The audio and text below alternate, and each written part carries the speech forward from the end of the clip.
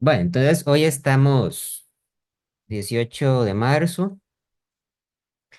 em, Hoy estamos en la semana 7 ya. Nos toca el tema de la primera ley de la termodinámica. Entonces, bueno, es para recordarles, ¿verdad? Que ya la semana entrante tenemos la primera, perdón, la segunda evaluación en línea, em, que va a ser el viernes 28 de marzo de 7 a 10 de la noche. Van a entrar los temas 4, 5 y 6, ¿verdad? Eh, observen que los temas que entran son el tema, bueno, el 4 que es sobre posición y ondas estacionarias, ¿verdad? Que ese no es un tema de termodinámica, es un tema de ondas. Y los temas 5 y 6 que sí son de la parte de termodinámica. Este, bueno, entonces nos toca el último tema que va a entrar, ¿verdad? Y también para que lo tomen en cuenta, más adelante vamos a tener la entrega de la tarea número 1, que todavía me hace falta publicarla en la página. Espero subirla próximamente. La próxima semana, la semana 8 que tenemos la segunda evaluación, también tenemos la tutoría de repaso. Entonces, a menos que suceda lo contrario, yo espero que no, la tutoría de repaso la vamos a dejar para el jueves anterior, es decir, para el jueves 27 de marzo. Entonces, ese día en la noche, de 7 a 9 nos reunimos y atendemos dudas que tengan de la evaluación, ¿verdad? Pero cualquier otra consulta que ustedes tengan, ¿verdad? Con mucho gusto la pueden hacer por Aprendeu. Y yo de este momento entonces estoy anuente a atender dudas. Muy bien, entonces hoy nos toca el tema de la primera ley de la termodinámica. Podríamos decir que básicamente que este capítulo se divide en dos partes. De primero se abarca el área o el tema de la calorimetría, ¿verdad? Que se parece mucho, ¿verdad? A lo que uno estudia en un curso de química general. Que uno estudia, digamos, cómo es que el calor fluye en una mezcla de varias sustancias, ¿verdad? Hay sustancias que hacen cambio de fase, hay sustancias que simplemente aumentan de temperatura, etcétera.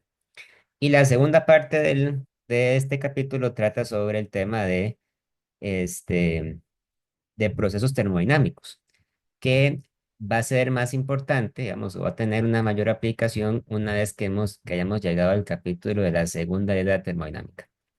Entonces, bueno, voy a hacer un pequeño repaso, ¿verdad? De este capítulo. Y cuando lo considere conveniente, pues vamos a resolver algún que otro problema práctico para repasar. Entonces, bueno, lo primero que se estudia, ¿verdad? Es la definición formal de el calor y de la energía interna, ¿verdad? Porque aquí estamos hablando sobre muchas formas de energía diferentes, ¿verdad? Hablamos también acerca de temperatura y es posible entonces confundir una cosa con la otra. Específicamente, ¿verdad? El texto dice, la energía interna es toda la energía de un sistema que se asocia con sus componentes microscópicos, átomos, moléculas, cuando se observa desde un marco de referencia en reposo respecto al centro de masa del sistema. Más adelante vamos a poder interpretar esto, vemos lo de la energía interna, como la energía que tiene una sustancia, podríamos decir, debido al movimiento de sus componentes microscópicos. Por ejemplo, en el caso de un gas, ¿verdad? Podríamos decir que la energía interna es la energía que se debe al movimiento de las moléculas de gas en el espacio. Y bueno, las moléculas, pues pueden ser moléculas muy sencillas, ¿verdad? Podrían ser moléculas de un átomo o moléculas de dos átomos o de más átomos. Las moléculas también tienen la propiedad de que pueden girar, pueden vibrar, oscilar, digamos, los enlaces químicos pueden verse alterados. Y entonces la energía interna es un concepto que está muy relacionado, ¿verdad? Con la parte microscópica. Y en realidad es muy difícil, digamos, darle una interpretación macroscópica a la energía interna. O sea, en el sentido de que ustedes no la pueden asociar con algún fenómeno observable, digamos. Tiene que ver más que nada con la parte microscópica, ¿verdad? Ahora, por otro lado, ¿verdad? Aquí dice que el calor se define como un proceso de transferencia de energía a través de la frontera de un sistema debido a una diferencia de temperatura entre el sistema y sus alrededores. también es la cantidad de energía Q transferida mediante este proceso, ¿verdad?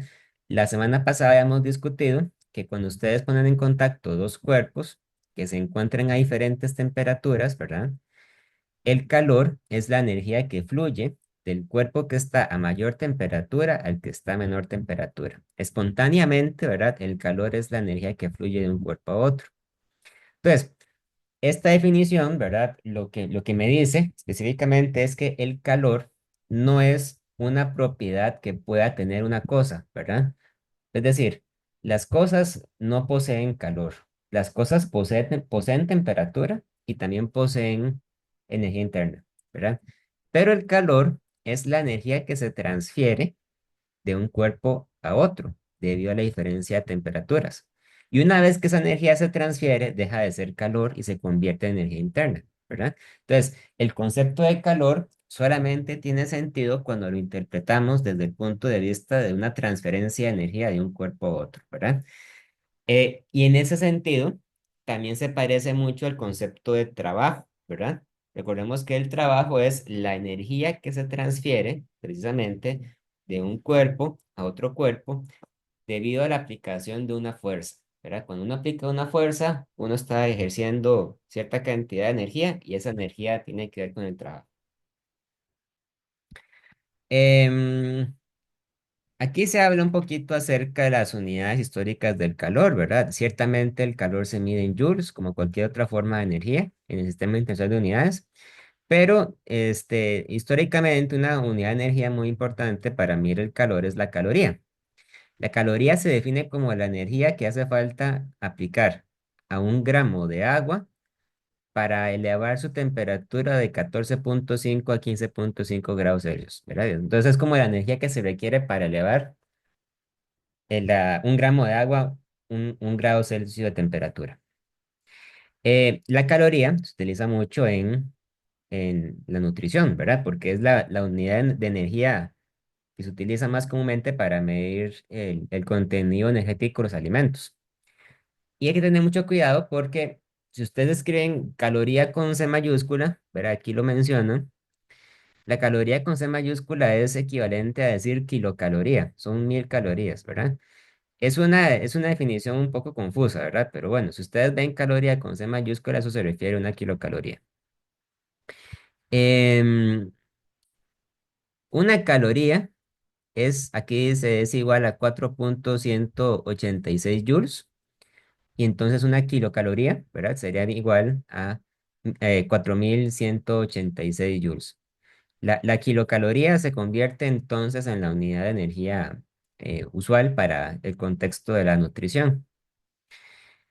Em, aquí se habla acerca de un experimento que se hizo en el siglo XIX, el equivalente mecánico del calor. Esto se debe al trabajo de James Prescott Joule, ¿verdad? Que es la persona de cuyo nombre se toma la unidad de energía Joule, ¿verdad? Recuerden que no es correcto decir Julio, sino de Joule.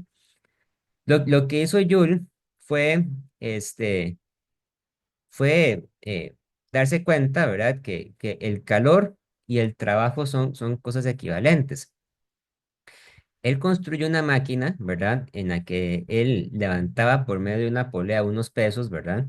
Y al hacer ese movimiento, habían unas paletas que se movían en torno al agua. Entonces, él observó que si él aplicaba cierta cantidad de trabajo al sistema, ¿verdad?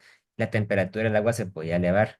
Entonces, lo que eso significa, ¿verdad? O sea, de una forma muy, muy contextual, es que si usted aplica un trabajo, eventualmente eso puede elevar la temperatura del agua, ¿verdad? O bien, elevar la temperatura del sistema. Entonces, un cambio de temperatura se puede conseguir por medio de un trabajo, ¿verdad? Y eso quiere decir que en el fondo el trabajo y el calor son la misma cosa, o sea, son diferentes manifestaciones de la energía, ¿verdad? Pero bueno, esto nada más es algo histórico, ¿verdad? No vamos a profundizar mucho en esa descripción. Ahora bien, esta es la parte ya de calorimetría, ¿verdad? Entonces, aquí se habla acerca de dos cantidades muy importantes. Una de ellas es la capacidad térmica, que usualmente se escribe con C mayúscula. La capacidad térmica se refiere a ¿A cuánta energía hay que aplicarle a un cuerpo para elevar su temperatura en cierta cantidad de grados Celsius, ¿verdad? Si ustedes despejan la capacidad térmica, C mayúscula, ¿verdad? Vendría a ser igual a Q dividido entre delta T. Perdón, delta T, sí, ¿verdad? Entonces es cuánta energía hay que aplicarle a un cuerpo para elevar su temperatura en cierta cantidad de grados Celsius. Lo que pasa es que la capacidad térmica no suele ser una cantidad que sea útil de, de representar, porque para la mayoría de las sustancias, la cantidad de energía que se requiere para elevar la temperatura suele depender de la masa, ¿verdad? Es decir, entre más masa tengamos, por ejemplo, entre más masas de agua tengamos, se requiere más energía para elevar la temperatura de esa cantidad de agua, ¿verdad? Entonces, lo que se suele tabular o lo que se suele estudiar más que nada es esta otra que se llama el calor específico, C minúscula. El calor específico es entonces la cantidad de energía que hay que aplicarle a un objeto para elevar su temperatura a cierta cantidad de grados Celsius por unidad de masa, ¿verdad? Es decir, la capacidad específica sería entonces, el calor específico sería entonces, perdón, una propiedad intrínseca de las sustancias, que no depende de la cantidad de materia. Y por lo tanto, uno puede, al menos en principio, ¿verdad?, hacer una tabla de diferentes calores específicos. Entonces tenemos, por ejemplo, el calor específico del agua, ¿verdad? El calor específico del agua sería 4.186 joule entre grados Celsius entre kilogramo, ¿verdad? Es cuánta energía se requiere para elevar la temperatura de un gramo de agua, justamente, ¿verdad? Este, bien, ok. Entonces, si uno conoce el calor específico, ¿verdad? Uno puede usar esta fórmula de aquí para calcular cuánta energía, o sea, cuánto calor se requiere para elevar la temperatura de una sustancia en cierta cantidad de grados Celsius, ¿verdad? Y en cierta cantidad de masa. Entonces, aquí están las tablas, la tabla de calores específicos. Vean, por ejemplo, el agua, ¿verdad? Es 4186 joule entre kilogramo entre grados Celsius, ¿verdad? Pero bueno, también hay diferentes calores específicos para sólidos, ¿verdad? Líquidos, incluso para gases, ¿verdad? Aunque esta, la del gas, es un poco difícil de medir, pero bueno, digamos que esa se mantiene.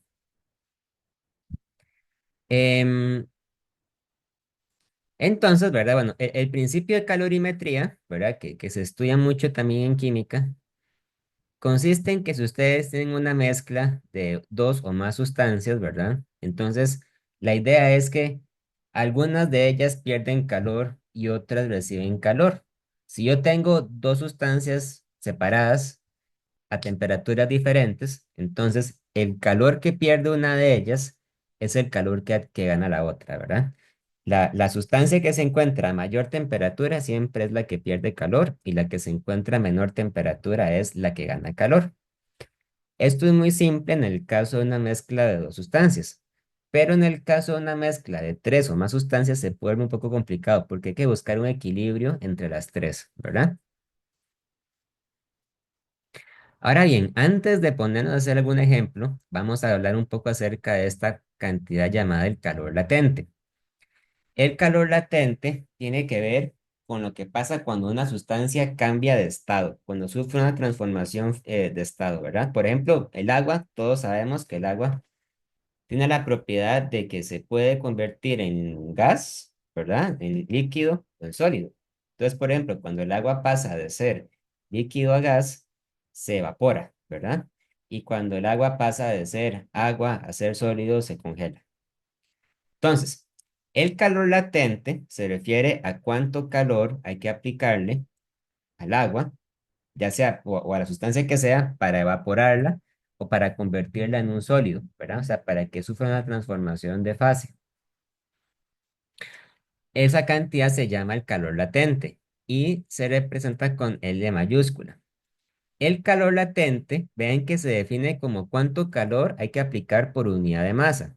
si ustedes se dan cuenta, en esta fórmula para el calor latente no aparece el delta T, ¿verdad? Eso es muy importante, que el delta T sí aparecía en la fórmula del calor específico, pero en el calor latente no hay delta T, ¿verdad? ¿Por qué no hay delta T? Bueno, no hay delta T porque cuando una sustancia cambia de estado, no cambia de temperatura. Eso es algo muy importante que hay que tener en cuenta. Por ejemplo, como hemos dicho, ¿verdad? Cuando el agua se evapora, cuando el agua pasa de ser líquido a ser gas, ¿verdad? La evaporación sucede a 100 grados Celsius. Entonces, lo que suele ocurrir es lo siguiente. Si yo tengo una cantidad de agua líquida, ¿verdad? Y la caliento, lo que va a pasar es que la temperatura del agua va a subir hasta que la temperatura llegue a 100 grados, ¿verdad? Cuando la temperatura llega a 100 grados, el agua va a estar todavía líquida. Pero si yo le sigo agregando más y más calor, entonces ese calor que yo le agrego, en vez de aumentar la temperatura del agua, lo que va a provocar es que el agua se empiece a evaporar. Entonces, poco a poco, esa cantidad de agua líquida que yo tenía a 100 grados Celsius se va a ir convirtiendo en vapor a 100 grados Celsius. Y solamente hasta que toda el agua se haya evaporado y estén a 100 grados Celsius es que el vapor va a comenzar a calentarse por sí mismo. Una vez que toda el agua se ha evaporado, entonces luego el calor que yo siga aplicando se va a utilizar para elevar la temperatura del gas, ¿verdad? Entonces, ese comportamiento que acabo de describir se ve representado en esta gráfica, ¿verdad? Esta gráfica me muestra cómo una cantidad de calor que yo aplico en el eje horizontal provoca un aumento de temperatura, ¿verdad? Entonces, si yo comienzo con hielo, ¿verdad? Con hielo sólido a una temperatura de menos 30 grados, ¿verdad? Y yo voy agregando cierta cantidad de calor, entonces vemos que ese calor lo que hace, ¿verdad? No es evaporar el hielo o derretirlo, ¿verdad? Sino simplemente hacer que la temperatura del hielo pase de menos 30 grados a 0 grados. ¿De acuerdo? Entonces, una vez que ese hielo llega a los 0 grados, entonces el calor que yo siga agregando, lo que va a provocar es que ese hielo se convierta en agua. Entonces, yo voy a tener en ese intervalo de calor, digamos, voy a tener una mezcla de hielo con agua. Esa mezcla de hielo con agua va a estar a una temperatura de exactamente 0 grados Celsius. Y entre más calor le aplique a esa mezcla, mayor va a ser la cantidad de líquido y menor va a ser la cantidad de sólido, ¿verdad? Entonces, cuando todo el hielo se ha derretido y toda el agua se ha convertido en agua líquida, ahora sí, esa agua líquida va a utilizar el calor que yo le aporte para elevar su temperatura. Entonces, la temperatura del agua va a subir de 0 grados Celsius a 100 grados Celsius. Y cuando toda el agua líquida ha llegado a 100 grados Celsius, entonces a partir de ahí el calor que yo le agregue al agua se va a utilizar para transformar el agua de líquido a gas y voy a tener entonces una mezcla de agua con vapor a 100 grados Celsius, ¿verdad? Y nuevamente, cuando todo el agua líquida se haya evaporado, ahora sí, el vapor que yo voy a tener va a recibir calor y va a aumentar su temperatura a una temperatura que va a ser posiblemente mayor a 100 grados Celsius. Entonces, vean que esto está evidentemente muy desproporcionado, ¿verdad? Se requiere relativamente poco calor para elevar la temperatura del hielo, pero luego se requiere más calor, ¿verdad? Para transformar ese hielo en agua líquida y vean que luego se requiere una cantidad ingentemente grande de calor para transformar el agua líquida en gas, ¿verdad? Entonces eso es lo que define, ¿verdad? El comportamiento del agua y por qué, ¿verdad? El agua líquida es una sustancia que es tan importante, por ejemplo, para los procesos biológicos, ¿verdad? Porque cuesta mucho evaporar. Se puede evaporar, pero cuesta mucho evaporarse.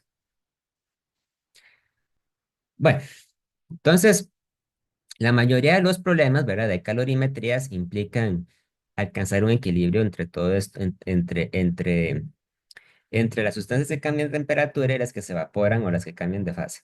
¿Hasta aquí alguna duda, alguna pregunta? Vamos Bueno, bien, profe. ¿todo bien? Ok, muy bien. Vean, ahora vamos a hacer un ejemplo.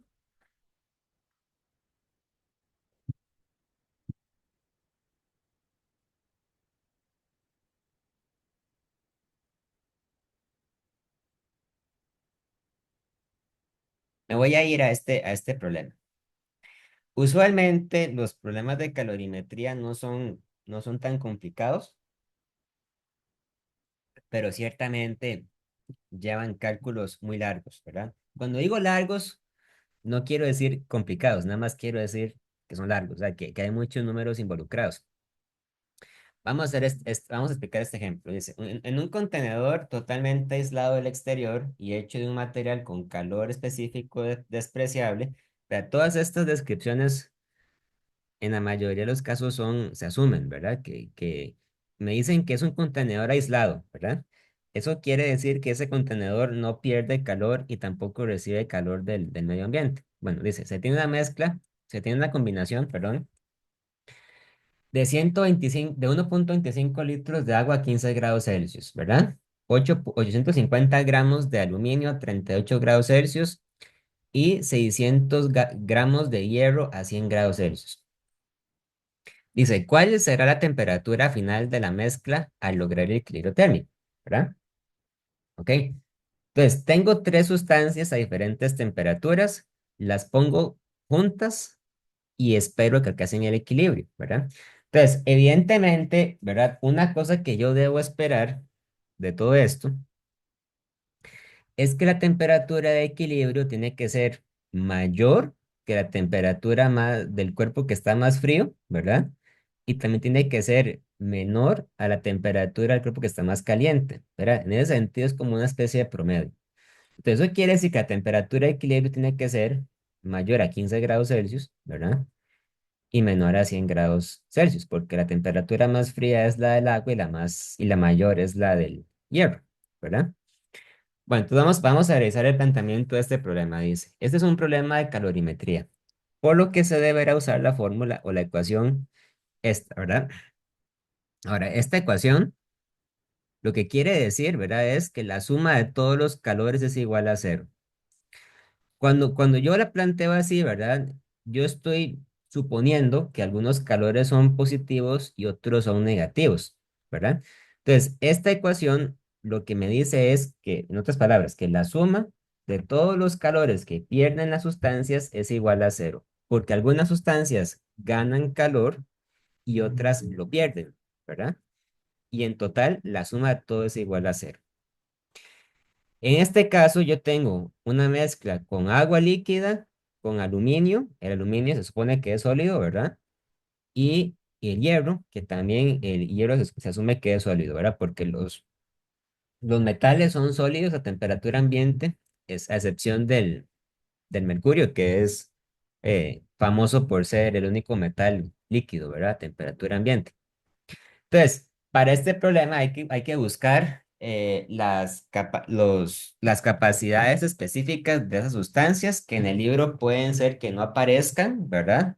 En el problema, pero hay que buscarlas en una tabla que está disponible de nosotros. Entonces, aquí ya aparecen, ¿verdad? El calor específico del agua, como es bien sabido, es igual a 4186 joule entre kilogramo Kelvin, ¿verdad? En este caso, la Kelvin se puede tomar como equivalente a grados Celsius porque lo que estamos midiendo son cambios en la temperatura, ¿verdad? Y no la temperatura absoluta como tal. El calor específico del aluminio es 900 joule entre kilogramo Kelvin y el calor específico del hierro es de 4400, perdón, no, perdón, es de 448 joule entre kilogramo Kelvin, ¿verdad? Entonces, con todo esto se puede notar que el calor específico del agua es considerablemente más grande que el del aluminio y el del hierro. Muy bien, ¿verdad? Entonces, una vez que hemos accedido a estos datos, ¿verdad? Lo que tenemos que hacer es plantear la fórmula para calcular cuánto calor pierde cada una de esas sustancias o recibe, ¿verdad? Entonces, usualmente la fórmula que queremos buscar es la que dice que ese calor es igual a la masa de la sustancia, ¿verdad? Por el calor específico por delta T, ¿verdad? Es decir, la masa por el calor multiplicado por la temperatura final menos la temperatura inicial, ¿ok? En este caso podemos ver, ¿verdad? Que tenemos una masa, un calor y un delta T. ¿verdad? Para cada una de ellas. Pero bueno, observen que la masa, el calor y el delta T son diferentes para cada sustancia. Por ejemplo, en el caso del agua, la masa era de 1,25 kilogramos, ¿verdad? En el caso del aluminio, era de 0,85 kilogramos. Y en el caso del hierro era de 0,6 kilogramos, ¿verdad? Y tenemos aquí los calores específicos, ¿verdad? Y los delta T. Ahora bien, delta T, ¿verdad? Recordemos que delta T es igual a la temperatura final menos la temperatura inicial. Cada sustancia tenía una temperatura inicial diferente, ¿verdad? La temperatura inicial del agua era 15 grados Celsius, la del aluminio era 38 grados Celsius y la del hierro era 100 grados Celsius. Pero todas deben tener la misma temperatura final, ¿verdad? Puesto que lo que yo estoy buscando aquí es que al ponerlas en contacto, las tres sustancias alcancen un equilibrio y que luego puedan tener todas la misma temperatura. Pero eso sí, la temperatura final es entonces la variable que yo quiero encontrar y no la puedo poner todavía porque no sé cuánto vale, ¿verdad? Entonces esos calores me quedan representados en términos de esas temperaturas que desconozco. Me queda aquí el TF. Entonces, la solución implica que hay que sumar todos los calores e igualar esa suma a cero, ¿verdad? Entonces lo que me va a quedar es entonces una ecuación donde aparece TF como la variable que quiero despejar. Y de esa forma, pues entonces despejamos TF y me queda que TF es igual a 21,3 grados Celsius, ¿verdad? Lo cual es una respuesta aceptable, ¿verdad? Porque es menor a 15 grados y es menor que 100 grados Celsius, ¿verdad? De hecho, podemos ver que la temperatura final se acerca más a la temperatura del agua que la temperatura del aluminio a la temperatura del hierro. Eso viene a reforzar la noción que tenemos, ¿verdad? De que usualmente el agua se utiliza como un enfriador, ¿verdad? Si ustedes tienen un bloque de metal que está muy caliente y lo quieren enfriar muy rápido, lo que hacen es que lo tiran al agua, ¿verdad? Entonces, el agua ciertamente se va a calentar un poco, pero lo que se calienta el agua es poco comparado con lo que se enfría el aluminio o lo que se enfría el hierro, ¿verdad? ¿De acuerdo? ¿Hasta aquí alguna duda? ¿Consultas? Sí, profe, una pregunta. Sí. Cuando se hace la sumatoria, eh, el que pierde calor, es el que tiene tiene mayor temperatura y es el que tiene el signo menos, ¿verdad? Ok, no. Em, digamos, usted lo que tiene que hacer es plantearlo así. Usted dice, la sumatoria de los calores es cero, ¿verdad? Entonces, el calor del agua más el calor del aluminio más el calor del hierro es cero, ¿verdad? Ok. Usted cuando plantea esa ecuación, usted todavía no sabe realmente quiénes ganan y quiénes pierden calor, ¿verdad? Ahora, usted podría suponer que como el agua es la que está a menor temperatura, el agua es la que es la que recibe calor, ¿verdad? Y en cambio, como el hierro es el que está a mayor temperatura, el hierro es el que pierde calor, ¿verdad? Pero ¿qué pasa con el aluminio? El aluminio estaba a 38 grados Celsius, ¿verdad? Y antes de hacer el cálculo, usted no sabe a ciencia cierta, realmente, si el aluminio gana o pierde temperatura, ¿verdad? En este caso se descubrió que pierde temperatura, pero lo sabemos porque hicimos el cálculo. Entonces, algebraicamente, digamos, la fórmula me debería quedar así. Debería poner la masa de agua por el C del agua por la temperatura final menos la temperatura inicial del agua, ¿verdad? Y luego pongo más la masa del aluminio por el C del aluminio por la temperatura final menos la temperatura del aluminio. Y luego pongo más la masa de hierro por el C del hierro por la temperatura final menos la temperatura del hierro y todo me da cero, ¿verdad? Entonces, todos los términos se escriben exactamente igual con la misma fórmula, ¿verdad? Es decir, es como si usted pusiera todos positivos, independientemente si ganan o pierden calor. Ahora, lo que sucede es que algunos pierden calor porque sucede o llega a suceder que este cambio de temperatura, esto que está aquí, puede ser positivo o negativo, ¿verdad? Por ejemplo, en el caso del agua, la temperatura final es mayor que la temperatura inicial, entonces este cambio de temperatura es positivo. Pero en el caso del aluminio,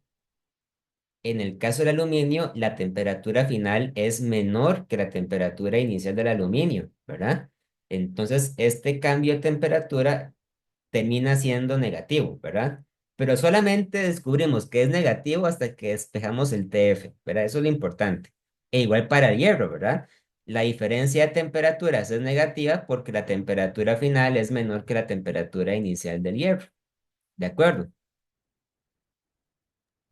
Ah, ok, sí, sí, sí. Esa parte del que pierde calor y gana, pierde energía, perdón, y gana energía, ya se analiza después, ya eso, no hay que analizarlo en el problema, ¿verdad? Ah, ok, Exactamente, uno no lo puede saber a priori, ¿verdad? Uno ok, ok, lo ok. deduce después, correcto. Muy bien, ¿verdad? Gracias, profe. Justo, muy bien.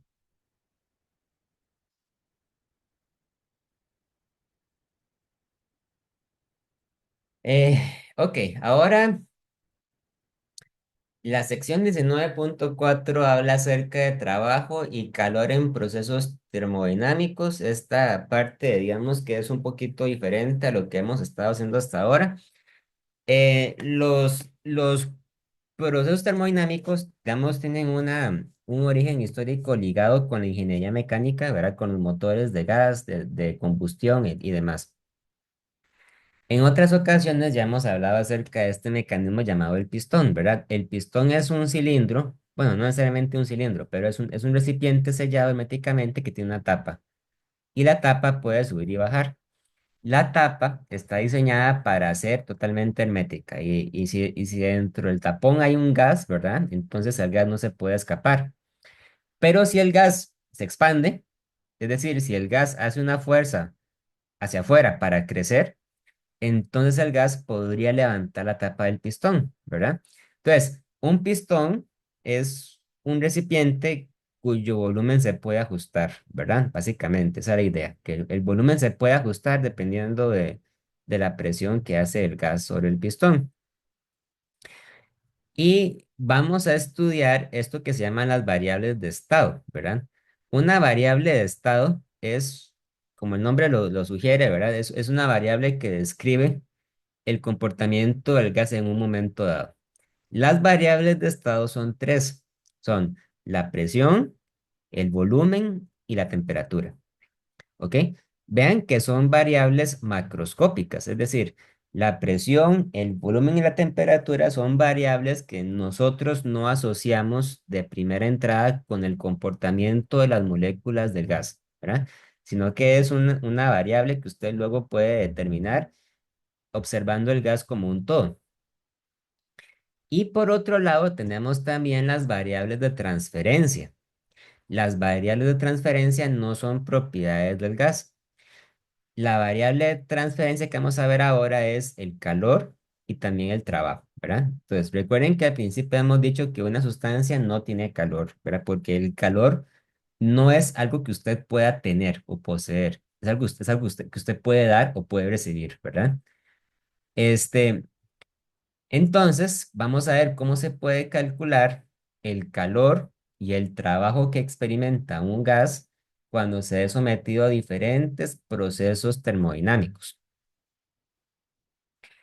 En este caso, ¿verdad? Lo que se va a utilizar de manera preferible es este tipo de gráficas. Esto es una gráfica de presión-volumen. En este tipo de gráficas, en el eje vertical, graficamos la presión y en el eje horizontal graficamos el volumen, ¿verdad? Observen que tanto la presión como el volumen son variables que solo pueden ser positivas, ¿verdad? No tiene ningún sentido hablar de presión negativa ni volumen negativo. Y por lo tanto, esta gráfica pues solamente se puede estudiar en el primer cuadrante, ¿verdad? No hay eje negativo en este caso. Entonces, Un gas puede tener un estado, ¿verdad? En el que se desplaza de un punto a otro. Ahora, cuando digo que se desplaza, no quiero decir que es que el gas se mueve, ¿verdad? El gas no se mueve, probablemente no se mueve mucho. Lo que quiero decir es que cuando pasa de un punto a otro, la presión y el volumen cambian, ¿verdad? Entonces, la presión pasa de un volumen inicial a un volumen final y también pasa de una presión inicial a una presión final, ¿verdad? No necesariamente la presión final va a ser mayor que la inicial y tampoco el volumen, ¿verdad? Así pues, uno puede usar este tipo de gráficas para calcular el trabajo que recibe un gas. La fórmula para calcular el trabajo total efectuado sobre el gas es esta fórmula de aquí. La fórmula es la integral, bueno, el negativo, ¿verdad? De la integral de la presión con respecto al volumen. Porque uno puede demostrar, utilizando argumentos físicos, ¿verdad? Que esta integral viene de esta fórmula de aquí, que es fuerza por distancia, ¿verdad? Que era la fórmula que uno veía en física uno para calcular el trabajo por una fuerza. Entonces, si ustedes lo ven de esta manera, pues el trabajo se convierte en el negativo, ¿verdad? De el área bajo la curva. Con calcular esta área, uno puede calcular el trabajo. Pero entonces vean que el trabajo depende no solamente de los puntos iniciales y finales, sino que también depende de la trayectoria, ¿verdad? Por ejemplo, en esta gráfica se observan tres procesos físicos distintos, pero los tres procesos tienen en común que los tres comienzan en el mismo punto del espacio, ¿verdad? El mismo punto inicial y los tres tienen también el mismo punto final F, ¿verdad? En lo que se diferencia el uno del otro es en el camino que siguen. Entonces, por ejemplo, el primer proceso, este que está aquí, tiene el área bajo la curva más pequeña, ¿verdad? Y por lo tanto, en este proceso se efectúa la menor cantidad de trabajo posible sobre el gas. En cambio, en este segundo proceso, más bien, el camino que sigue maximiza el área, ¿verdad? Y como se maximiza el área, entonces también se maximiza la cantidad de trabajo efectuado sobre el gas. Y por último, este tercer proceso es un proceso pues arbitrario que sigue una trayectoria pues diferente, ¿verdad? Muy bien, ya voy, un momentito, nada más quería revisar cómo lo ponen en el libro. Ok, entonces, en el análisis de gráficas, vamos a tener diferentes procesos termodinámicos, ¿ok? Este, ya voy.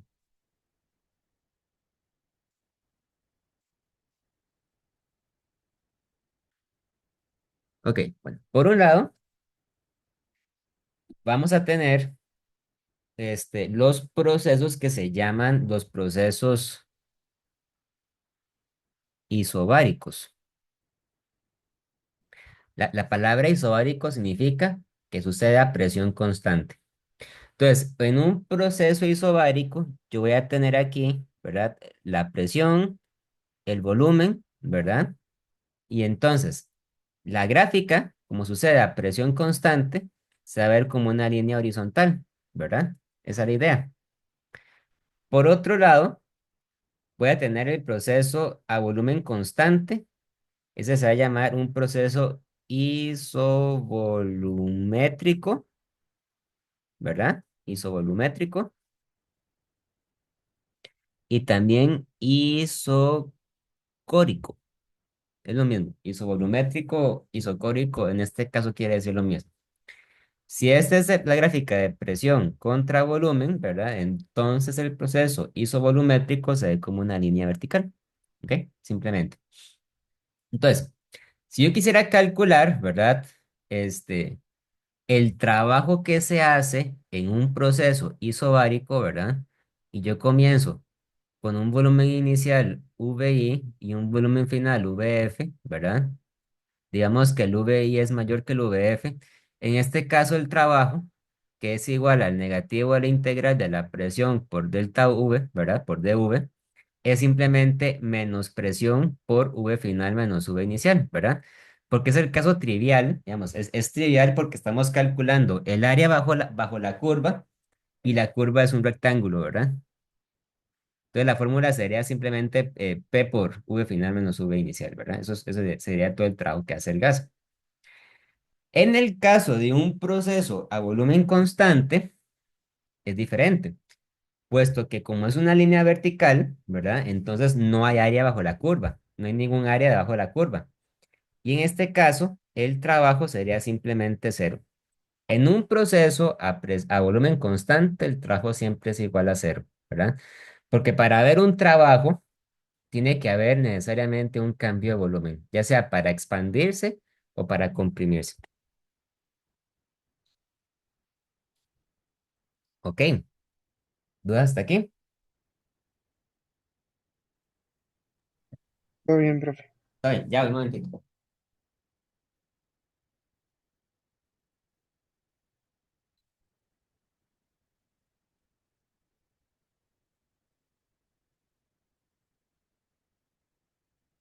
Muy bien.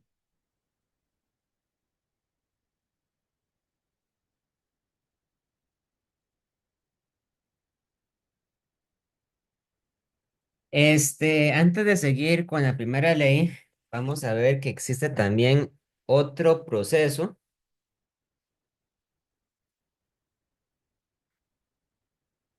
que es el proceso a temperatura constante, que se llama la isoterma.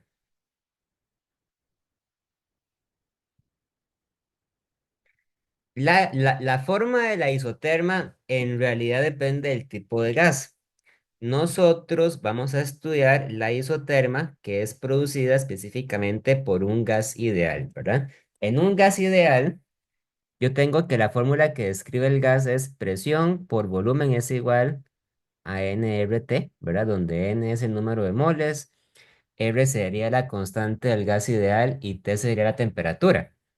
Entonces, si yo hago una función de la presión en función del volumen, sería nRT entre V, ¿verdad? Y observen que nRT, en este caso, es una constante, ¿verdad? Puesto que en un isoterma la temperatura es constante. Entonces, eso quiere decir que en este tipo de gráficas la presión es inversamente proporcional al volumen, ¿verdad? Y la gráfica se ve así, ¿verdad? Es como que ustedes se metan a un programa para graficar funciones y le pongan que es uno entre x, entonces la forma que describe es una hipérbola, ¿verdad? Se llama así. En un proceso isotérmico, como en este, ¿verdad? La fórmula para calcular el trabajo es esta de aquí. Ustedes ponen en la integral la presión, ¿verdad? Y la presión es nRT entre V. Entonces les queda la integral de dV sobre V, ¿verdad? Y eso sería el logaritmo natural de V. Entonces, para un gas ideal, ¿verdad? Que describe un proceso isotérmico, el trabajo sería nRT por logaritmo de V inicial entre V final. ¿Ok? Aquí ya se describe pues lo de la gráfica de volumen constante, la de presión constante, ¿verdad? Pero entonces yo quería, ahora sí, vamos a hablar acerca de lo que es la primera ley de la termodinámica propiamente dicha. La primera ley de la termodinámica lo que hizo es lo siguiente. En un proceso termodinámico, ¿verdad? El cambio de energía interna del sistema es igual al calor recibido más el trabajo realizado sobre la sustancia. Es igual a Q más W, ¿verdad? Lo que esta fórmula quiere decir en palabras es simplemente que las únicas dos formas admisibles por ahora, ¿verdad? En que un sistema puede ganar o perder energía interna es por medio del calor y por medio del trabajo. Y algo muy importante, vean que en esta fórmula lo que aparece en el lado izquierdo no es la energía interna como tal, ¿verdad? Sino es el cambio de energía interna. Este delta lo que me quiere decir es que usted en realidad no puede calcular la energía interna de un sistema. Lo que usted puede calcular es el cambio que experimenta la energía interna. Y ese cambio se puede producir solamente por medio del calor o por medio del trabajo. Ahora, esta fórmula suele ser problemática porque si ustedes la buscan en otros libros de texto, puede ser que se la pongan diferente. En algunos libros de texto, la primera idea de termodinámica aparece como delta E igual a calor menos trabajo. Le cambian el signo a la suma, le hacen una resta. Y esas diferencias, digamos, en última instancia se deben a lo que usted entiende por el trabajo, ¿verdad? Porque suele suceder que uno puede hacer la distinción entre el trabajo que recibe un sistema y el trabajo que realiza un sistema, ¿ok? Son dos cosas diferentes. Un sistema hace trabajo cuando el sistema pierde energía y se lo cede al entorno. En cambio, un sistema recibe trabajo cuando más bien es el entorno el que pierde la energía y el sistema es el que gana esa energía. De manera muy intuitiva, podríamos considerar lo siguiente. Si nosotros estamos considerando el ejemplo de un gas ideal, entonces el gas ideal, cuando se comprime, o sea, cuando se hace más pequeño, ¿verdad? O cuando pierde volumen, es cuando recibe trabajo. Y en cambio, cuando el gas ideal se expande, se hace más grande, es porque tiene que hacer una fuerza hacia afuera, ¿verdad? Y cuando el gas se expande, está ejerciendo un trabajo sobre el medio ambiente y por lo tanto el gas está perdiendo energía en forma de trabajo. ¿De acuerdo? Entonces, ahí la cuestión de que si va una suma o va una resta depende en última instancia sobre lo que nosotros entendamos por el trabajo, ¿verdad?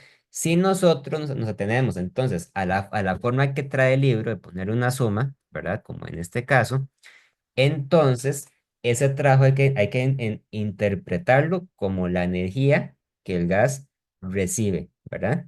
Y entonces ese trabajo es positivo cuando el gas se comprime y es negativo cuando el gas se expande.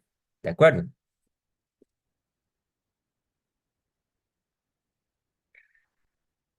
Ahora bien, este, existen fórmulas para calcular estos trabajos, estos calores, ¿verdad? Sin embargo, esas fórmulas se van a estudiar con mayor propiedad en el capítulo de la segunda ley de la termodinámica y por el momento no vamos a profundizar mucho en ellas, ¿verdad? Ahora bien, se van a considerar algunos casos aislados, algunos casos muy importantes. El primero de ellos es un proceso cíclico. En un proceso cíclico, como este, digamos, el primero de ellos, podríamos decir que el gas comienza en un punto arbitrario, un punto inicial, ¿verdad? Entonces sigue un caminito, sigue una transformación, ¿verdad? Y eventualmente regresa al punto final, al punto inicial, ¿verdad? Entonces, eso es cíclico porque regresa al punto inicial, ¿verdad? Obviamente no tiene que ser circular, ¿verdad? Puede ser cualquier figura cerrada, se va a considerar como un proceso cíclico. Cuando un gas lleva a cabo un proceso cíclico, vamos a decir entonces que el cambio de energía interna es igual a cero, ¿ok?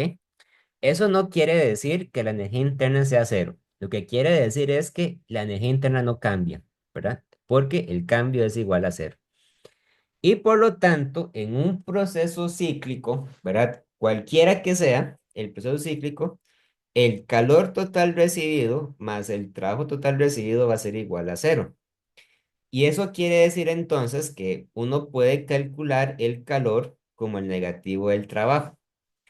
Esa observación es muy importante porque si bien es cierto, nosotros todavía no tenemos una fórmula para calcular el calor, sí tenemos una fórmula para calcular el trabajo. En un proceso cíclico como este, el trabajo total realizado se puede calcular simplemente como el área bajo la curva. ¿Ok? Entonces, entre más grande sea esa curva que describe el gas, mayor va a ser el trabajo, ¿verdad? Y por lo tanto, mayor va a ser el calor total recibido o perdido por el gas en ese proceso. ¿De acuerdo?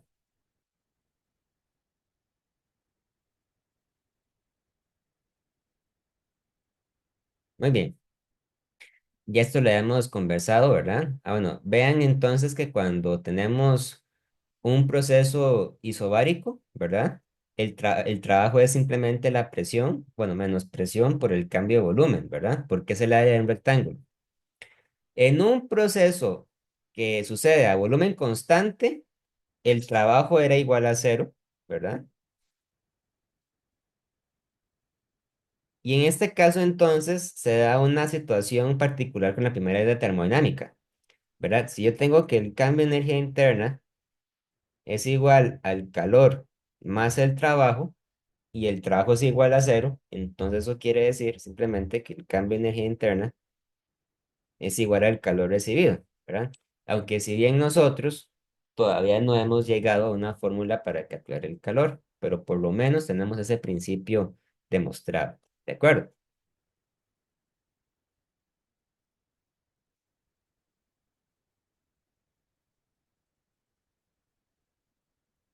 Bien. Ah, bueno, y por último, esto va a ver que irlo estudiando, tenemos el proceso adiabático. Un proceso diabático es un proceso en el cual el intercambio de calor es igual a cero. O sea que la Q es igual a cero, ¿verdad? Por lo tanto, sucede un caso particular de la primera ley de termodinámica, ¿verdad? Si yo tengo que el cambio de energía interna es igual al trabajo más el calor y el calor es cero, ¿verdad? Entonces eso quiere decir que el cambio de energía interna va a ser igual al trabajo. Aunque de momento todavía no tenemos una fórmula para calcular el trabajo en un proceso diabático, porque eso se va a demostrar más adelante con el capítulo de la segunda ley y el capítulo de este, de la teoría científica de los gases. ¿Ok? Es decir, se están viendo muchas cosas, pero no a profundidad, porque hay muchas fórmulas que aún no hemos deducido, ¿verdad? Y será necesario abarcar los dos capítulos siguientes para poder hacer problemas más a profundidad. Entonces, todavía no vamos a hacer muchos ejemplos de esto, porque no se puede todavía. Hay que ver los procesos utilizando la segunda ley, ¿verdad? Entonces, bueno, vamos a hacer un ejemplo de la práctica. Me interesa hacer este problema, el problema uno. Vamos a hacer este, dice, considere situación de la siguiente imagen, ¿verdad? Entonces, vean, tenemos una gráfica de presión-volumen y tenemos cuatro puntos, ¿verdad? Los puntos A, B, C y D forman lo que a primera vista, a simple vista, parece un rectángulo, ¿verdad? Y la pregunta dice, en ella se presenta un ciclo termodinámico con distintos caminos. El ciclo lo realiza un gas que puede ser aproximado a un gas ideal. Muy bien, ¿verdad? Dice, se presenta la siguiente tabla de datos conocidos. Y dice, variable termodinámica, tenemos presión, volumen, número de moles y temperatura. Temperatura. La temperatura está en Kelvin, ¿verdad? Entonces, para cada punto A, B, C y D, ¿verdad? Yo puedo tener estas variables. O sea, yo tengo una presión, un volumen, un número de moles y una temperatura para el punto A, para el punto B, para el punto C y para el punto D.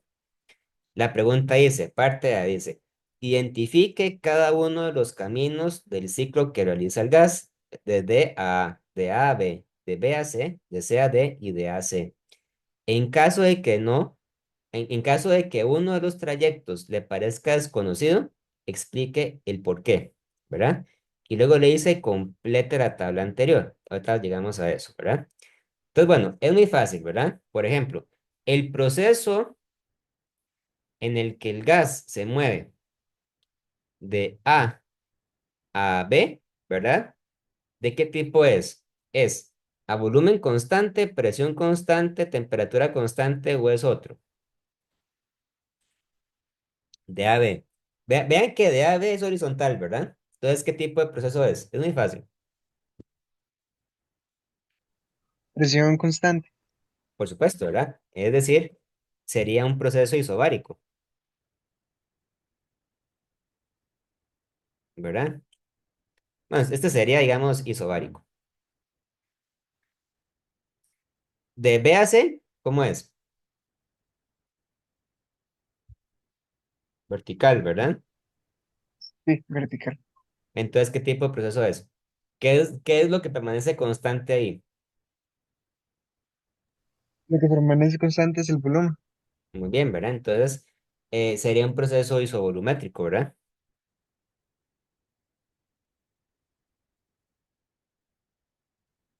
De CAD también sería entonces isobárico y de DAA sería otro isovolumétrico. ¿Ok? Ahora, la duda la tenemos en el proceso de A a C, ¿verdad? Este azul, ¿verdad? Entonces, a primera vista, uno podría pensar ingenuamente que es una isoterma, pero no lo es, ¿verdad? Porque si fuera una isoterma, tendría que verse como una hipérbola. Y esta gráfica no es una hipérbola porque la gráfica primero tiene una concavidad hacia arriba y luego una concavidad hacia abajo, ¿verdad? Entonces, esta no es ningún caso específico. Entonces no se puede considerar como una isoterma, ¿verdad? Sería erróneo, porque la gráfica no es de una figura hiperbólica. Ok, ahora vamos a completar la tabla con la información que está disponible, ¿verdad? Vean que de entrada me dicen que el número de moles es el mismo para todos los puntos, lo cual tiene sentido, ¿verdad? Porque si es igual para todos los puntos, eso lo que quiere decir simplemente es que la cantidad de gas permaneció constante. O sea, permaneció constante el número de moléculas de gas que hubo en todo el proceso.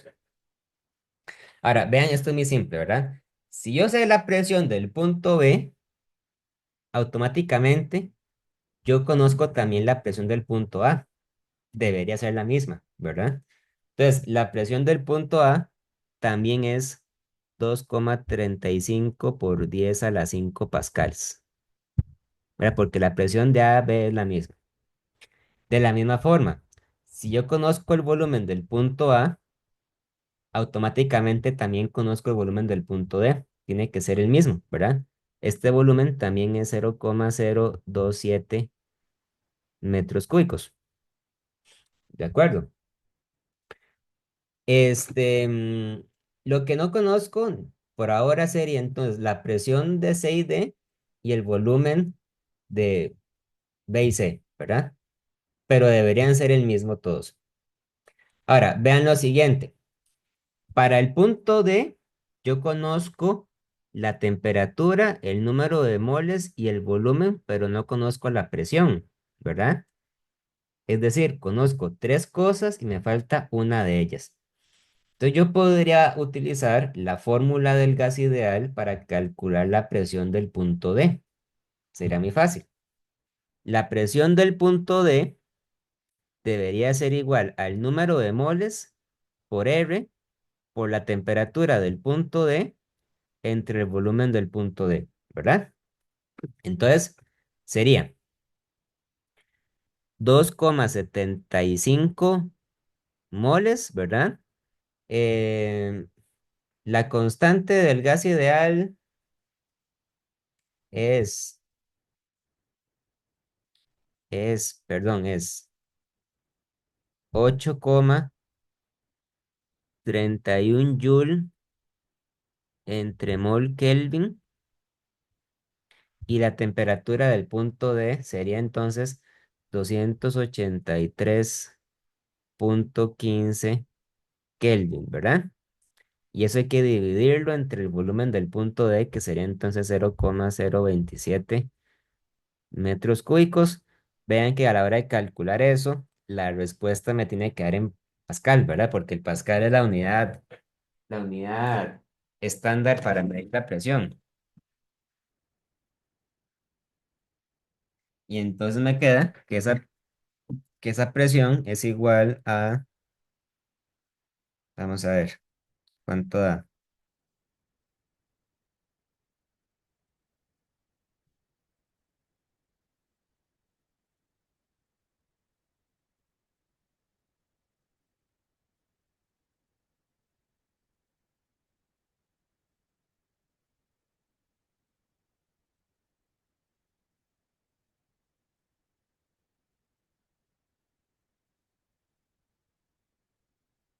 Me debería dar una presión de 2,40 por 10 a la 5 pascales. ¿Ok? Que es una presión, este, vamos a ver, está bien, 2,40 por 10 a la 5.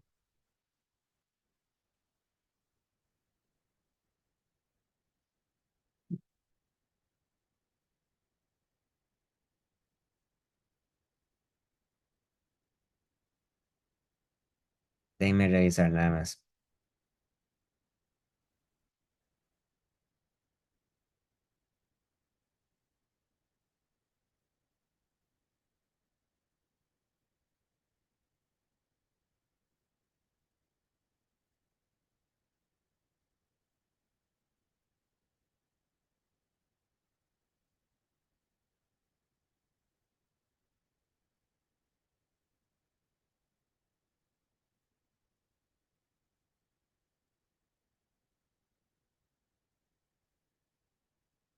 2,40 por 10 a la 5.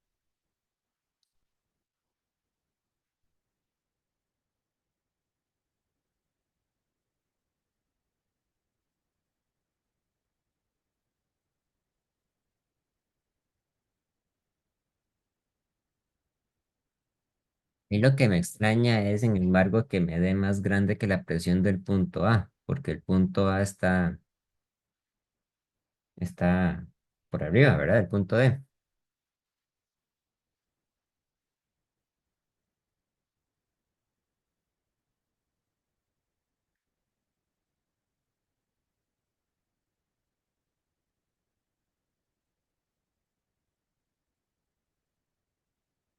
Ah, es que la copiaron mal, por supuesto. Sí, sí. Hay un error en la tabla y hay que resaltar el error, sí. El error está en que la temperatura no puede ser 283,15 Kelvin. La temperatura en realidad es 253,15. Claro, hay un error.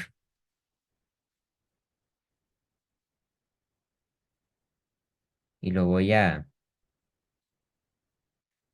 resaltar aquí, es 253,15 Kelvin. Claro, ahora sí, con esa diferencia, ahora sí cierra, ¿verdad?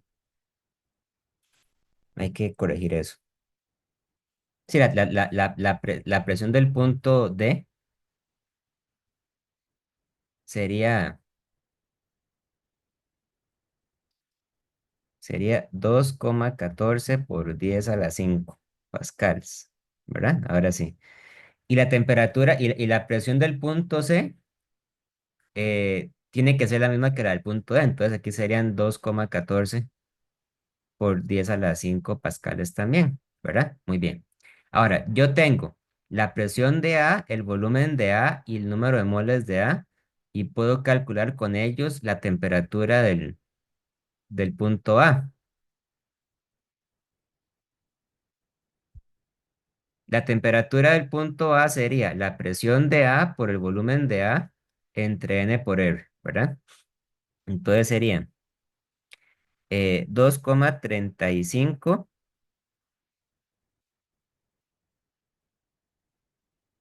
por 10 a la 5 pascales por 0,027 metros cúbicos entre el número de moles, que es 2,75 moles, por R, que es 8,31 joule entre mol Kelvin, ¿verdad? La temperatura del punto A, disculpe, perdón. La temperatura del punto A debería ser, vamos a ver,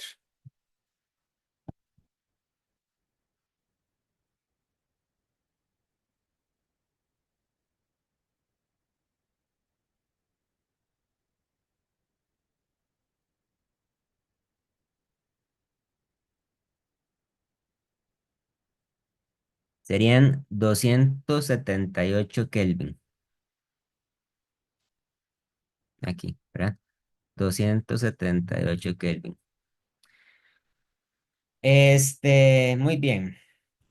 Lo que me falta ahora es, bueno, yo tengo ahora, vean, tengo la presión del punto B el número de moles del punto B y la temperatura del punto B. Entonces puedo calcular el volumen del punto B con esto. El volumen del punto B sería nRTB entre la presión de B, ¿verdad? Entonces serían 2,75 moles por 8,31 joule entre mol Kelvin. Y la temperatura de B es 423,15 Kelvin entre el volumen de... Ah, pero es que, no, entre la presión, perdón, entre 2,35 por 10 a la 5 pascales. El volumen de B sería entonces,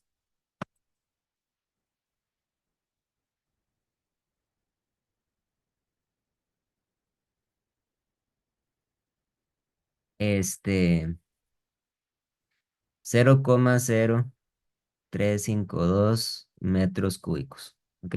0,0352 metros cúbicos. Y ahora, como el volumen de B es igual al volumen de C, este también, el punto C también tiene un volumen de 0,0352 metros cúbicos, ¿verdad? Y por último, tengo ahora la presión, el volumen, el número de moles de C y puedo calcular con ello la temperatura del punto C. La temperatura del punto C sería la presión de C por el volumen de C entre NR. Entonces serían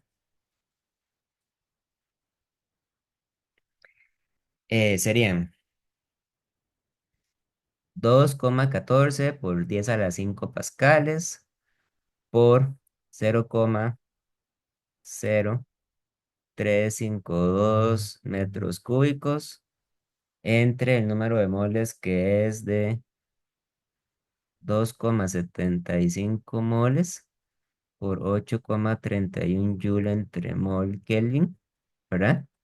Y ese me daría entonces,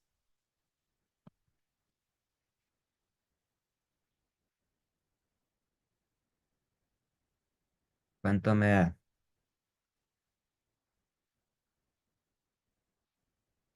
Me darían 330 Kelvin, ¿ok? 330 Kelvin, lo cual tiene sentido, ¿verdad? Y vean que la temperatura del punto A me queda diferente a la temperatura del punto C. Por lo tanto, el punto A y el punto C definitivamente no pueden ser parte de una isoterma, ¿verdad? Porque si fueran una isoterma, deberían tener la misma temperatura. ¿Ok? Sé que es un cálculo largo, complicado, pero en realidad el problema no es tan difícil, es simplemente aplicar la, la fórmula del gas ideal. ¿Alguna duda, alguna pregunta? No, profe, todo claro. Oh, claro, muy bien.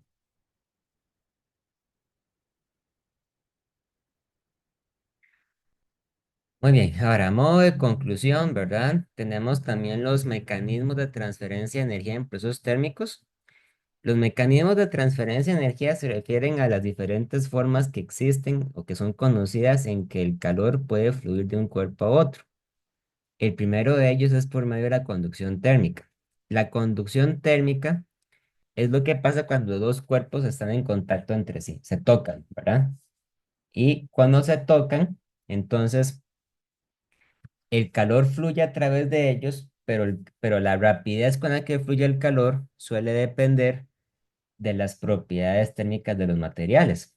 Entonces, aparece esta fórmula de aquí, es la que hay que manejar, ¿verdad?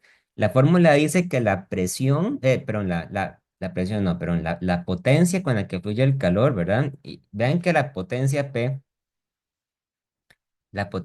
se puede interpretar como la cantidad de calor que fluye entre unidad de tiempo, ¿verdad? Es igual a K por A por dt sobre dx. En este caso, la K se refiere a la conductividad térmica del material. La conductividad térmica es una constante que mide qué tan fácil es para un material conducir calor, ¿verdad? Entre mayor sea esa conductividad térmica, se supone que el material conduce mejor el calor. La conductividad térmica se conoce, se tabula, se busca una tabla como estas. y se mide en unidades de watt entre metro grados Celsius. Luego, el área A, que está aquí, corresponde al área de la superficie, ¿verdad? Si fuera, por ejemplo, un bloque como este de aquí, sería el área de la pared. Y dt sobre dx se refiere al gradiente de temperatura. Es cómo va variando la temperatura en función del grosor de la pared. Normalmente, ¿verdad? En vez de calcular una derivada, como en este caso, lo que se suele hacer es que se pone una fórmula de estas, que decimos que el gradiente es TH menos TC sobre L. TH es la temperatura del lado caliente y TC es la temperatura del lado frío. Y L sería el largo de la pared. Entonces, vean que yo tengo un lado que está más frío que el otro, ¿verdad? TH sería la temperatura de este lado y T sería la temperatura del lado frío y L sería el grosor de la pared. Y por lo tanto, la fórmula para la conductividad térmica es esta: K por A por TH menos TC entre L, ¿verdad? Esta de aquí. Ya ven. La fórmula de la conductividad térmica es una fórmula empírica, ¿verdad? O sea, es una fórmula que se deduce experimentalmente y no conlleva una mayor deducción. Aquí viene un ejemplo de cómo se puede aplicar la fórmula para dos barras que están en, en serie y en paralelo. Cuando están en paralelo, lo que tenemos es que tenemos dos barras que están conectadas entre sí, digamos, de forma en paralela, y las dos barras se encuentran conectadas en un extremo a una temperatura TH y en el otro extremo a una temperatura TC. La fórmula que se utiliza es esta de acá. Aquí se define una cantidad llamada L, pero una cantidad, sí, digamos, aquí la L sería el largo de cada barra y aquí la K sería la constante, este, la constante de conducción de cada material. Esta fórmula no la vamos a deducir porque es una fórmula que, digamos que es un poco complicada de, de derivar, pero sin embargo, esta fórmula más adelante la vamos a recordar porque se parece mucho a la fórmula para calcular la resistencia equivalente en un circuito en paralelo. Eso lo vamos a ver más adelante.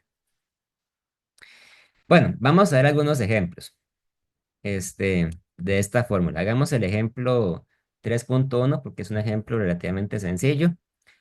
Dice dos placas de espesores L1 y L2 y conductividades térmicas K1 y K2. Verá, el hecho que tengan conductividades térmicas diferentes, eso quiere decir que son placas de materiales diferentes, ¿verdad? Dice, están en contacto térmico una con la otra, como se muestra en la figura. Las temperaturas de sus superficies exteriores son TC y TH, respectivamente, y TH es más grande que TC, ¿verdad? Determina la temperatura en la interfaz y la rapidez de transferencia de energía por conducción a través de las placas en la condición de estado estable.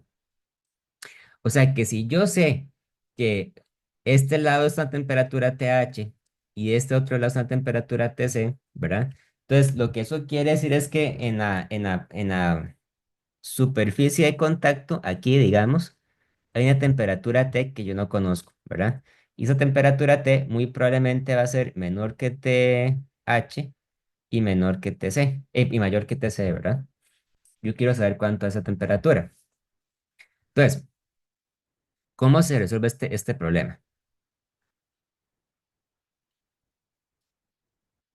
Bueno, lo que se hace es que se define la temperatura intermedia T, ¿verdad? Y luego se define la fórmula para calcular la potencia de la barra uno o de la placa uno y la potencia para la placa 2, ¿verdad? Ahora, cuando las dos placas están en contacto entre sí, ¿verdad? Y el calor fluye de una a la otra, vamos a aplicar el principio de que el calor fluye a la misma velocidad en las dos barras, ¿verdad? O sea, que las dos barras, al alcanzar un equilibrio, ¿verdad? Logran hacer que el calor fluya a la misma rapidez sobre ellas. Y por lo tanto, aquí lo que se aplica es la condición de que P1 es igual a P2, ¿verdad? Y ya tenemos una fórmula de la cual se puede despejar T, ¿verdad? Vean que el despeje no es trivial, ¿verdad? O sea, se puede resolver, pero hay que hacer unos pasos ahí, ¿verdad? Y al final me queda que la temperatura es esta de aquí. A la hora de evaluar, pues hay que calcular cuánto da esto. ¿De acuerdo? Para diferentes valores de la constante. ¿Alguna duda hasta aquí? Sí, profe, solo para aclarar, ¿verdad que el área es solo la superficie de contacto? Sí, y el área se asume que es la misma para las dos. Ah, ok, ok, ok. Muy bien.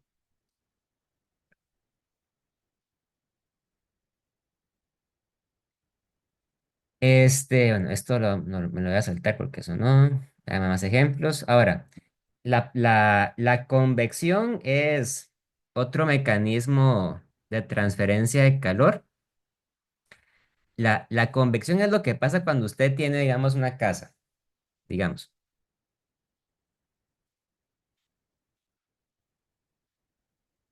y usted tiene, digamos, una máquina de calor térmica, una máquina de calefacción en la parte de abajo, ¿verdad? Entonces, la máquina de calefacción produce calor. Entonces, el aire que está abajo, en la parte de abajo de la casa, está a una temperatura mayor al aire que está arriba, ¿verdad? Está a una temperatura menor. Entonces, la convección es el proceso mediante el cual el aire caliente que está abajo empieza a subir a la parte de arriba de la casa, ¿verdad?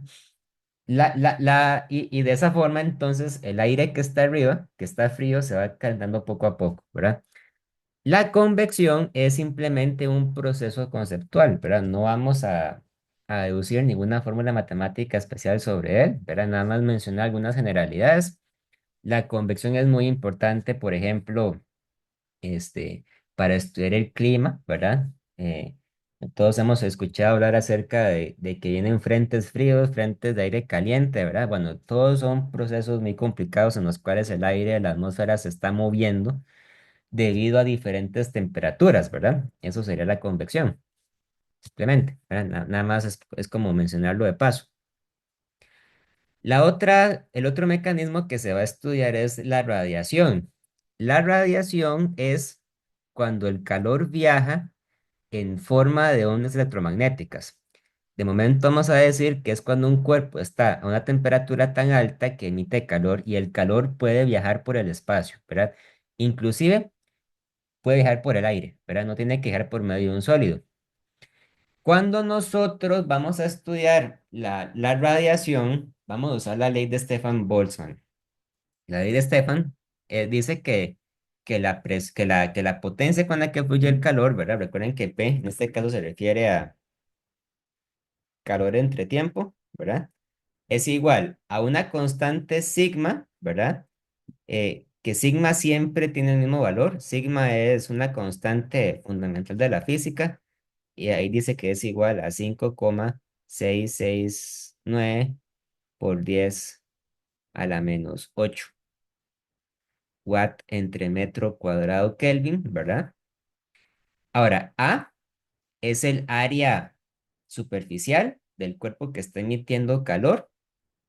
Si, por ejemplo, el cuerpo que emite calor es una estrella, digamos una estrella que está más caliente que el espacio, ¿verdad? Entonces esa área A sería, por ejemplo, el área de la estrella. Y el área de la estrella sería entonces el área de una esfera que es 4 por pi por r a la 2, ¿verdad? Ahora, la E es una cantidad que se llama la emisividad. Aquí viene mencionada, ¿verdad? La emisividad es un parámetro que está entre 0 y 1. Sería algo así, ¿verdad? Entre 0 y 1. Y la emisividad es simplemente una cantidad que mide de manera, digamos, numérica qué tan bueno es un material para emitir radiación. Cuando la emisividad es 0, el material no emite ningún tipo de radiación. Decimos que el material es un cuerpo negro, perdón, es un cuerpo que no emite, ¿verdad? Y cuando la emisividad es igual a 1, decimos que el material emite mucha radiación, que es un buen emisor. Ahora, lo interesante de esta fórmula es que la potencia, ¿verdad? Depende de la temperatura en grados, en unidades de Kelvin, ¿verdad? Y la temperatura viene elevada a la 4. La ley de Stefan es una de las únicas, es una de las pocas fórmulas de la física donde vamos a encontrar una cantidad elevada a la cuarta potencia. En este caso, la potencia con la que se emite luz o calor sería entonces proporcional a la cuarta potencia de la temperatura. Verán, no vamos a deducir de dónde viene esta fórmula, simplemente la vamos a aceptar, ¿verdad? Tomar como tal.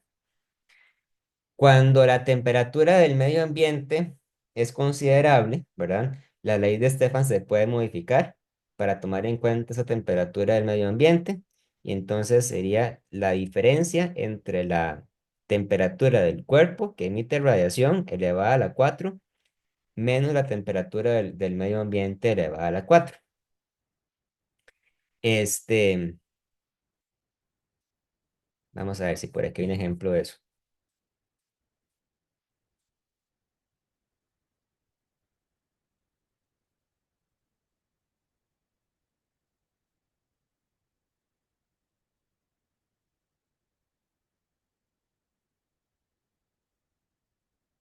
No hay un problema de radiación, ¿verdad? Dice.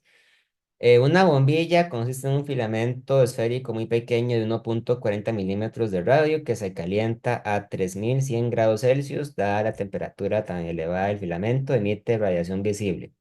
El filamento se encuentra en el centro de una esfera de vidrio, eh, donde K sería entonces la conductividad, es 0,840 watt entre segundo por metro Kelvin. Este o sí, watt entre segundo metro Kelvin, totalmente sellada sin nada de aire dentro, de 3,5 centímetros de radio y grosor de 0,750 milímetros. Dice, ¿cuánta energía por unidad de área alcanza la cara interna de la bombilla? Este problema, la parte A sale por radiación, ¿verdad? Entonces, ven que para la bombilla, ¿verdad? Tomamos aquí el sigma, que es siempre igual a 5,67 por 10 a la -8 watts ante metro cuadrado, ¿verdad? Ahora, el área sería el área, el área del, del filamento esférico, ¿verdad? Que sería entonces 4 por pi por r a la 2. Muy importante. Si el radio está en milímetros, hay que pasarlo a metros, ¿verdad? Luego, E es la emisividad. Y a mí de entrada me dicen que la emisividad, bueno, eso dice en la pregunta C. Eso está desordenado, pero bueno, dice, si el filamento tiene una emisividad de 0,85, ¿verdad? Entonces ponemos aquí la emisividad de 0,85 y la temperatura, que son 3100 grados Celsius, ¿verdad? Hay que pasarlos a Kelvin y en Kelvin hay que sumarle entonces 273 para que me dé una temperatura de 3373 Kelvin elevada a la 4, me queda que la potencia es entonces 154 watts, ¿verdad? De de potencia, o sea que fluyen 154 watts, 154 joules cada segundo. Si yo quisiera calcular la intensidad, ¿verdad? Recordemos que la intensidad era la potencia entre el área, entonces habría que dividir la intensidad entre el área, pero sería el área de la bombilla, ¿verdad? Que tiene un radio de 3,50 centímetros y me queda que son aproximadamente 1004 watts entre metro cuadrado. Bueno, las demás preguntas no las vamos a discutir porque estas son ya el tema de energías, ¿verdad? Nada más es como para ver cómo se puede aplicar la fórmula de la radiación en un problema determinado. Por último, este, se habla acerca de la botella de Dewar, digamos. La botella de Dewar es básicamente el mecanismo por el cual funciona, ¿verdad? Una botella aislante, ¿verdad? Común y corriente. La botella de Dewar es un recipiente que en su interior contiene un líquido que usted desea preservar o frío o caliente, ¿verdad? Y la botella de Dewar tiene una pared interna y una pared externa. Y se supone que en el interior tengo un vacío, ¿verdad? Entonces, el hecho de que haya un vacío, lo que permite es que el calor no fluya por medio de conducción térmica, ¿verdad? El calor solamente podría fluir por medio de radiación y a temperaturas tan bajas, digamos, la radiación no es un mecanismo adecuado para la transferencia de energía, ¿verdad? Entonces, la botella de Dewar es simplemente ahí, pues, una idea, un concepto, ¿verdad? Nada más de leerse esto, cómo funciona y listo. ¿Hasta aquí alguna pregunta? Todo bien, profe. Todo bien. Bueno, dejémoslo hasta acá entonces, si le parece. Listo, profe. Listo. Muy bien. Entonces...